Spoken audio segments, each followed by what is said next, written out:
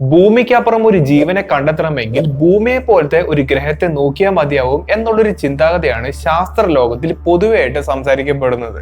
അതിന്റെ പ്രധാന കാരണമാവട്ടെ, ഇതുവരെ ഭൂമിക്കപ്പുറം ഒരു ജീവനെ നമുക്ക് കണ്ടെത്താൻ കഴിഞ്ഞിട്ടില്ല. എന്നാൽ അതിനുവേണ്ടി ഭൂമിയെ പോലുള്ള ഒരു ഗ്രഹത്തിനെ തേടി പോകുന്നതിന് പകരം ഭൂമിയേക്കാൾ മികച്ച ഒരു ഗ്രഹത്തെ തേടി പോകുന്നതല്ലേ നല്ലത്? അങ്ങനെ ഒരു ചോദ്യം ഞാൻ എന്നോട് തന്നെ ചോദിച്ചപ്പോഴാണ് ഇങ്ങനെ ഒരു ഗ്രഹത്തെ പറ്റി ഞാൻ അറിയുന്നത്. ഒട്ടുമിക്ക ആൾക്കാരെയും ഈ ഗ്രഹത്തെ പറ്റി കേട്ട് കാണാൻ വഴിയില്ല. അത് എന്തുകൊണ്ടാണ് എന്നുള്ളത് ഈ വീഡിയോ അവസാനമാകുമ്പോൾ നിങ്ങൾക്ക് മനസ്സിലാവും. ഈ ഗ്രഹത്തിന്റെ പേര് KOI 5715.01 എന്നാണ്. 2009 ലോഞ്ച് ചെയ്ത കെപ്ലർ സ്പേസ് ടെലിസ്കോപ്പ് ആണ് ഈ ഗ്രഹത്തെ കണ്ടുപിടിക്കാൻ വേണ്ടിയിട്ട് ഒരു ഇനിഷ്യേറ്റീവ് എടുക്കുന്നത്. ഇത് വളരെയധികം സിമ്പിൾ ആയിട്ടുള്ള ഒരു ടെലിസ്കോപ്പ് ആണെന്നുണ്ടെങ്കിലും ഈ ഒരു ടെലിസ്കോപ്പ് ഉപയോഗിച്ച് നമ്മൾ ഒരുപാടധികം ഗ്രഹങ്ങളെ കണ്ടുപിടിച്ചിട്ടുണ്ട്. നിങ്ങൾക്ക് ചിലർക്കൊക്കെ ഒരു സംശയം ഉണ്ടായിരിക്കാം, ഈ നക്ഷത്രങ്ങൾ എന്നൊക്കെ പറയുന്നത് ഒരുപാട് ലൈറ്റ് ഇയർക്ക് അപ്പുറം കിടക്കുന്ന ഒബ്ജക്റ്റുകളാണ്. അപ്പോൾ ഇത്രയധികം ദൂരത്തെടുക്കുന്ന ഈ ഒരു ഒബ്ജക്റ്റിന് ചുറ്റും ഗ്രഹങ്ങളുണ്ട് എന്നുള്ളൊരു കാര്യം എങ്ങനെയാണ് നമുക്ക് കണ്ടുപിടിക്കാൻ കഴിയുന്നത് എന്നുള്ളൊരു സംശയം ചിലർക്കൊക്കെ ഉണ്ടായിരിക്കാം. അതിനുവേണ്ടി കെപ്ലർ സ്പേസ് ടെലിസ്കോപ്പ് ഉപയോഗിക്കുന്ന ഒരു മെത്തേഡിന്റെ പേരാണ് ട്രാൻസിറ്റ് ഫോട്ടോമെട്രി. പേര് കേൾക്കുമ്പോൾ വലിയൊരു സംഭവമായിരിക്കും, പക്ഷെ ഇത് വളരെയധികം സിമ്പിൾ ആയിട്ടുള്ള ഒരു മെത്തേഡാണ്. നിങ്ങളിങ്ങനെ വെറുതെ ആലോചിച്ച് നോക്കിയാൽ മതി, ഒരു നക്ഷത്രത്തിന് ചുറ്റും ഒരുപാടധികം ഗ്രഹങ്ങൾ ഇങ്ങനെ ഓർബിറ്റ് ചെയ്യുന്നുണ്ടാവാം. എന്നാൽ ഇത്തരത്തിലുള്ള ഒരു നക്ഷത്രത്തെ നമ്മൾ ഭൂമിയിൽ നിന്ന് ടെലിസ്കോപ്പ് ഉപയോഗിച്ച് നോക്കുകയാണെങ്കിൽ ഈ നക്ഷത്രത്തിന്റെ ബ്രൈറ്റ്നെസ് ചെറുതായിട്ട് ഒന്ന് മങ്ങി വരുന്ന ഇടം കൂടെ കാണാൻ കഴിയും.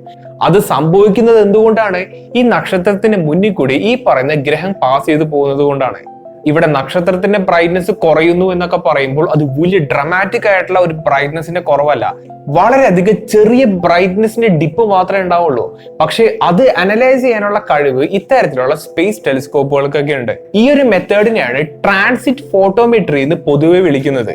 അപ്പോൾ അത് ഉപയോഗിച്ചിട്ടാണ് ഇത്രയധികം ദൂരത്തെടുക്കുന്ന നക്ഷത്രങ്ങൾക്ക് ചുറ്റും ഇത്തരത്തിലുള്ള ഗ്രഹങ്ങൾ ഉണ്ട് എന്നുള്ള ഒരു കാര്യം നമുക്ക് മനസ്സിലാക്കാൻ കഴിയുന്നത്.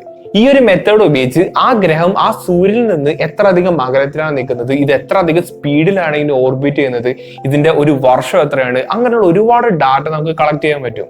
ചുരുക്കി പറയുകയാണെങ്കിൽ ലക്ഷക്കണക്കിന് നക്ഷത്രങ്ങളെ അനലൈസ് ചെയ്യുകയും അതിലെ ഓരോരോ നക്ഷത്രങ്ങൾക്കും ഉണ്ടാവുന്ന ഒരു ബ്രൈറ്റ്നെസിന്റെ വ്യത്യാസം അനലൈസ് ചെയ്ത് എത്ര അധികം ഗ്രഹങ്ങളെല്ലാം ഇതിന് ചുറ്റുന്നു എന്ന് കണ്ടുപിടിക്കലാണ് ഇത്തരത്തിലുള്ള സ്പേസ് ടെലിസ്കോപ്പിനൊക്കെ പ്രധാനപ്പെട്ട ജോലി. അങ്ങനെ 2009 തൊട്ട് 2013 വരെ കെപ്ലർ സ്പേസ് ടെലിസ്കോപ്പ് ഒരുപാടധികം നക്ഷത്രങ്ങളുടെ ഡാറ്റാബേസ് കളക്ട് ചെയ്യുന്നു. 2015-16 കാലഘട്ടങ്ങളിൽ ഈ ഡാറ്റാബേസ് എല്ലാം സയന്റിസ്റ്റുമാർ അനലൈസ് ചെയ്യുന്നു. നാസയുടെ എക്സോ പ്ലാനറ്റ് ആർക്കൈവ് എന്ന് പറയുന്ന ഒരു സംഗതി എടുത്ത് നോക്കിക്കഴിഞ്ഞാൽ ഈ ഒരു ഗ്രഹത്തെ പറ്റി നിങ്ങൾക്ക് വളരെയധികം ഡീറ്റെയിൽ ആയിട്ട് കാണാൻ പറ്റും. ഈ ഗ്രഹത്തിന്റെ പേരെടുത്ത് നോക്കിക്കഴിഞ്ഞാൽ ഇവിടുത്തെ